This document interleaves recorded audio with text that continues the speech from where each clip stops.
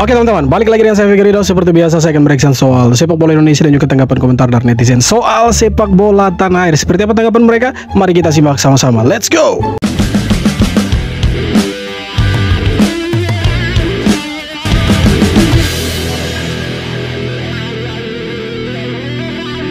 Malaysia datang bukan karena hebat, tapi karena Garuda butuh pemanasan sebelum lawan tim berat. September 2025, timnas Indonesia kembali tampil di FIFA Matchday. Dua negara bakal diundang ke tanah air, Malaysia dan Lebanon. Tapi jangan salah paham, ini bukan laga besar. Ini cuma uji coba buat nyiapin Garuda sebelum tempur di babak keempat, kualifikasi Piala Dunia. Malaysia, mereka datang bukan karena prestasi. Mereka nggak lolos, bahkan gagal lanjut di jalur kualifikasi. Datang ke Indonesia cuma buat satu peran, jadi lawan latih tanding, biar pemain kita bisa nyoba pola baru tanpa harus takut cedera atau kalah mental duluan. Gaya boleh ramai, tapi isi masih banyak tanya. Malaysia suka keluar-keluar di media, tapi kalau udah main sering pulang tanpa suara. Kita ajak mereka main bukan karena kita butuh mereka, tapi karena kita butuh pemanasan. Dan jujur aja, Malaysia cocok dijadiin pemanas, bukan penghambat langkah ke depan. Lalu Lebanon, tim ini juga nggak lolos ke babak lanjutan Piala Dunia, tapi mereka datang dengan permainan rapi, cocok buat nguji konsistensi lini belakang dan kekompakan strategi. Tenang, disiplin, dan nggak banyak drama. Beda kelas dengan Malaysia yang sibuk soal gengsi lama. Dua laga ini penting banget, bukan sekedar sparring biasa, tapi proses menyaring siapa yang layak masuk skuad utama buat tempur Oktober nanti di kualifikasi. Nah, ini kesempatan buat timnas Indonesia nanti lawan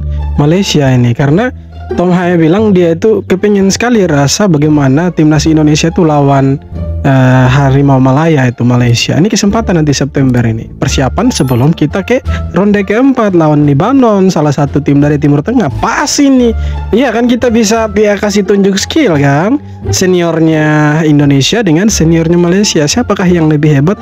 Layak ditunggu ini September ini, seperti apa pertandingannya. Pelatih baru timnas Malaysia, Peter Sklamovski, baru-baru ini memberikan pendapatnya tentang proyek naturalisasi timnas Indonesia.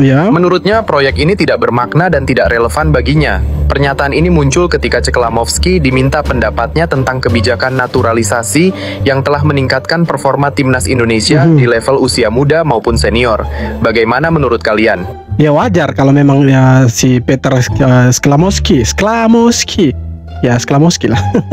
Dia bilang seperti itu karena memang yang mereka naturalisasi itu kualitas pemainnya beda dengan Indonesia. Jadi kalau dia bilang tidak berkesan segala macam, ya wajar dia bilang seperti itu karena memang kualitas pemainnya kita itu di atasnya mereka. Jadi tidak membuat dia terkesan. Dan sekali lagi kita itu tidak butuh kesannya dia seperti apa untuk timnas Indonesia dan pemain naturalisasinya kita. Beda kelas, bos. Sangat jauh sekali perbedaan. Indonesia undang Malaysia dan Lebanon di turnamen Tri Nation pada bulan September. Yang Tom Haye rasakan 2000 lalu bakal tercapai. Indonesia saat ini telah mengirimkan undangan terbuka kepada Malaysia dan Lebanon untuk ikut turnamen Tri Nation yang diperkirakan berlangsung pada bulan September mendatang. Nantinya Indonesia sendiri yang akan jadi tuan rumah. Derby Melayu antara Indonesia versus Malaysia akan berlangsung di turnamen ini setelah sekian lama. Sekaligus ini akan mengabulkan impian Tom Haye yang ingin rasakan laga Derby Melayu itu. Di satu sisi turnamen Tri Nation ini belum resmi, tergantung apakah Indonesia lolos ke babak keempat kualifikasi Piala Dunia 2026. Betul. Nah, kita doakan Indonesia lolos ke ronde keempat, bisa kasih kalah Cina nanti 5 Juni dan kasih kalah Jepang atau setidaknya imbang dengan Jepang. Nah, kalau seandainya Indonesia itu lolos ke ronde keempat, maka kita bisa lihat timnas Indonesia senior berhadapan dengan Malaysia senior. Ini keren kan, ada Joy Itses, ada Kevin Dix, pokoknya pemain-pemain keturunan kita lah yang bermain nanti di senior lawan Malaysia itu. Mereka punya siapa itu, Daniel Tingka, siapa itu, kemudian Sergio Aguero, Hector Hevel. Nah, ini kalau saling ketemu ini kan keren nanti ini pas ini. Jadi gini guys, pelatih Malaysia Peter Sklamovski mengomentari terkait kebijakan Erick Thohir tentang proyek naturalisasi. Menurut dirinya, saat ditanya oleh wartawan, Peter menjawab bahwa kebijakan itu tidak relevan bagi saya. Ngomongin sambil nangis. Ya bener gak relevan, karena apa? Karena Malaysia gak bisa dapat pemain-pemain grade B atau A. Kalau ada pemain grade X aja yang mau gabung ke Malaysia di naturalisasi, pasti bilangnya relevan. Ya karena itu bos, dia bilang ini tidak relevan. Kadang-kadang nih ya, negara tetangga suka banget ngampurin urusan kita.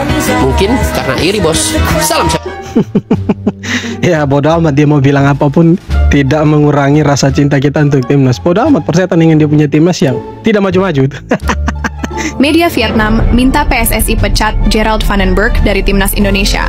What? Kenapa dia tukang urus kita punya sepak bola? Urus dia punya sepak bola yang belum bisa kasih kalah Indonesia. Belum juga melatih. Vietnam sudah minta PSSI untuk memecat Gerald Van den Berg dari kursi pelatih timnas U23 Indonesia. Menurut media Vietnam, Thao247.vn, pemutusan kontrak atau pemecatan adalah satu-satu dari potensi konsekuensi yang bisa diterimanya. Menurut beberapa sumber, prestasi di Piala AFF U23 2025 akan sangat memengaruhi masa depan Gerald Van den Berg. Tulis media Vietnam dikutip dari Super Bowl. Berdasarkan prestasi timnas U23 Indonesia, pelatih asal Belanda itu akan dipertimbangkan diperpanjang kontraknya atau tidak. Pungkasnya, tidak salah memang publik Vietnam berpendapat demikian, namun klaim ini masih terlalu dini untuk bicara soal nasib Gerald Van den Berg. Ya masih jauh. Ya kalau kita lihat memang dari sebelum-sebelumnya kan U23 kita ini sampai semifinal Piala Asia U23. Nah ini jadi tantangan berat untuk Gerald Van den Berg memang, karena dia harus bawa timnas U23 setidaknya satu langkah lebih maju daripada timnas U23 sebelumnya yang dipegang sama Sintayong. Nah ini berat, tapi ya kita kasih dia kesempatan untuk membuktikan apakah dia bisa menangani timnas U23 atau malah sih balik. Tapi saya yakin sih bisa. Nguyen Xuan Son tak masuk deretan pemain termahal di Asia Tenggara. Media Vietnam malah salahkan timnas Indonesia. Yaitulah yang dilakukan oleh media. Ya pokoknya kalian berak salah pun kita yang disalahkan. Pokoknya kalian sakit perut, kalian punya pelatih sakit gigi, sakit kepala, sakit mata, nanti salahkan Indonesia saja. Semua kasih salahkan Indonesia saja. Ya Vietnam Thao247. Pemain kebanggaan Vietnam yaitu Nguyen Xuan Son terlempar dari 15 pemain termahal di Asia Tenggara. Pasalnya terdapat 8 pemain timnas Indonesia yang masuk ke daftar 15 pemain termahal itu. 2 diantaranya adalah pemain baru, Dian Jeff dan Emil Audero. Thao247 menulis, timnas Indonesia memiliki sejumlah pemain naturalisasi yang mahal, sehingga membuat Nguyen Xuan Son terpental dari daftar 15 pemain termahal di Asia Tenggara. Perlu diingat, dari 15 nama, 8 teratas merupakan pemain timnas Indonesia. 8 teratas pemain Indonesia. Sedangkan Nguyen Xuan Son atau Rafael Son tersingkir dari pemain termahal di ASEAN. Makanya mereka ngamuk-ngamuk. Media Cina beberkan kelemahan terbesar skuad Branko Ivankovic. Media Cina menyoroti pertemuan tim naga melawan Garuda bakal sulit dilalui dengan kemenangan. Salah satu media Cina, New.QQ, menilai timnas Indonesia di bawah arahan pelatih Patrick Kluivert hadir dengan kekuatan baru yang menakutkan. Jika tim China ingin menciptakan keajaiban, mereka harus memenuhi persyaratan yang berat. China harus menang tandang di Indonesia, mengalahkan Bahrain di kandang sendiri, dan Indonesia tidak boleh memperoleh poin melawan Jepang. Kemungkinannya ini kurang dari 5%. Tulis media Cina New.QQ mengutip dari TV1news.com. Setelah menganalisis berbagai faktor, kemungkinan timnas sepak bola Cina menyalip Indonesia dan Bahrain, naik ke posisi keempat dan masuk babak playoff sangat tipis. Ya kita berharap kita bisa kasih kalah mereka nanti di bulan Juni. Kemudian setidaknya kita bisa tahan imbang Jepang nanti saat kita away ke Jepang. Kalau kita kalah ya agak berat kita lolos ke ronde keempat.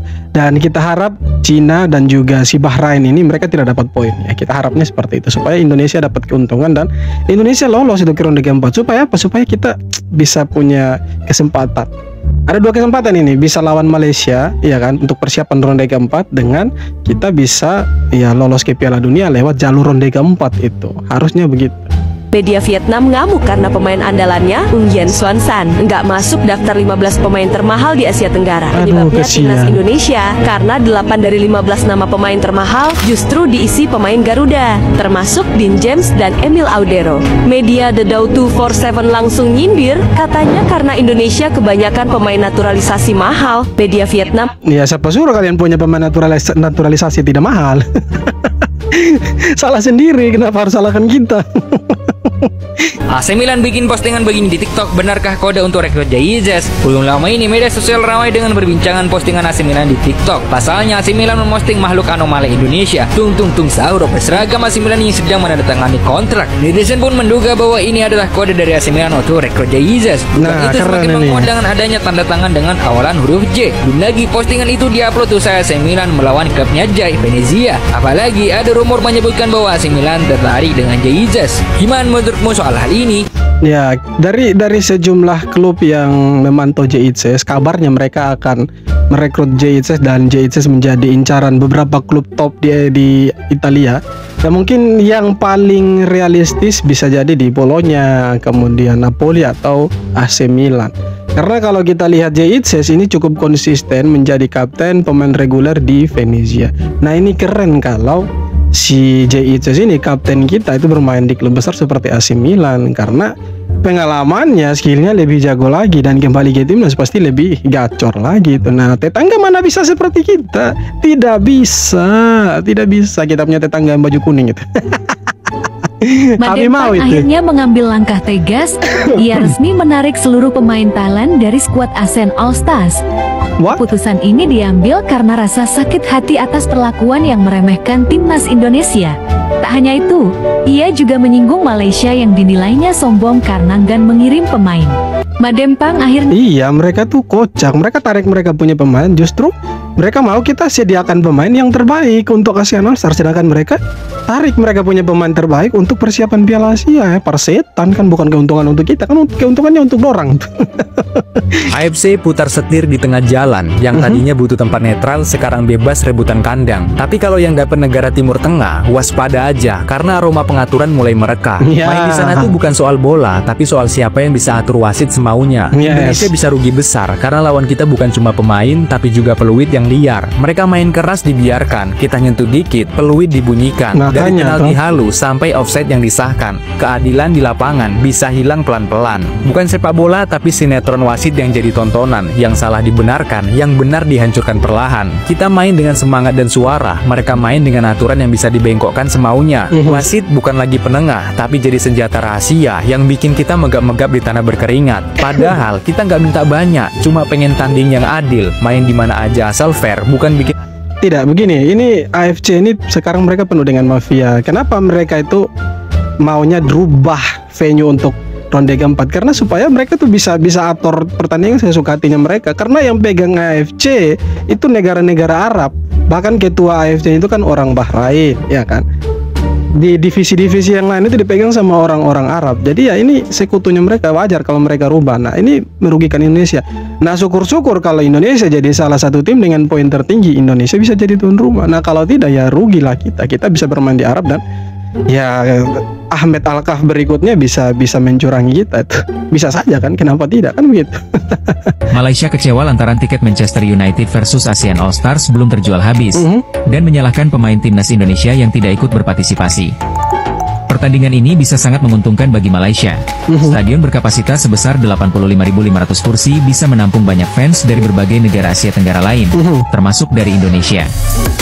Namun siapa sangka dengan tak banyaknya pemain bintang timnas Indonesia, ikut memberikan efek samping yang begitu dahsyat. Fans sepak bola Indonesia yang terkenal sangat fanatik, tak banyak yang antusias laga uji coba Manchester United versus ASEAN, yang membutuhkan dana besar ini, bahkan tak seramai yang dibicarakan media sosial. Entah mengapa kini Malaysia seperti ngambek, dan mereka enggan mengakui Indonesia sebagai salah satu tim paling berpengaruh di Asia. Tidak butuh mereka mau akui kita sebagai tim berpengaruh di Asia kah, pemain terbaik di Asia kah, tidak butuh. Yang penting sekarang kita fokus untuk kualifikasi Piala Dunia ronde keempat, lawan Cina di ronde ketiga dengan Jepang itu. Setelah itu kan kita akan main ronde keempat, kita fokus itu daripada fokus ASEAN All Star yang tidak penting sama sekali itu.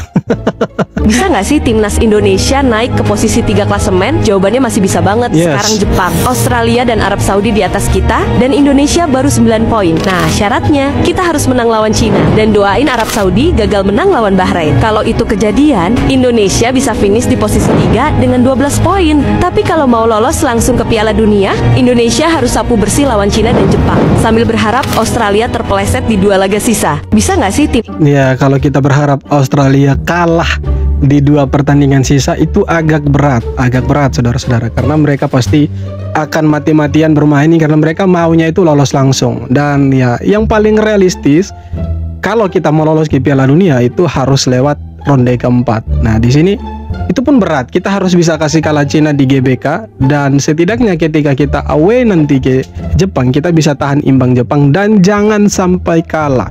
Kalau kita kalah ya, dan Arab Saudi bisa kalah juga dari Bahrain, ya kita dalam ancaman besar. Tapi kita tidak mengharapkan itu, kita berharap di 2 pertandingan tersisa, Indonesia home dan away lawan Cina dan Jepang, kita dapat poin maksimal setidaknya 4 poin supaya kita bisa jaga posisi kita di posisi ketiga atau posisi keempat dan kita bisa lolos ke ronde keempat. Nah, di sana baru kita fight habis-habisan. Nah, seperti yang saya bilang tadi di awal video, kalau misalkan kita lolos ke ronde keempat, kita bisa lihat timnas kita lawan Malaysia. Ini kan kerinduan kita nih. Kapan lagi kan timnas senior kita lawan dengan Malaysia senior itu? Waduh, sudah beberapa tahun yang lalu.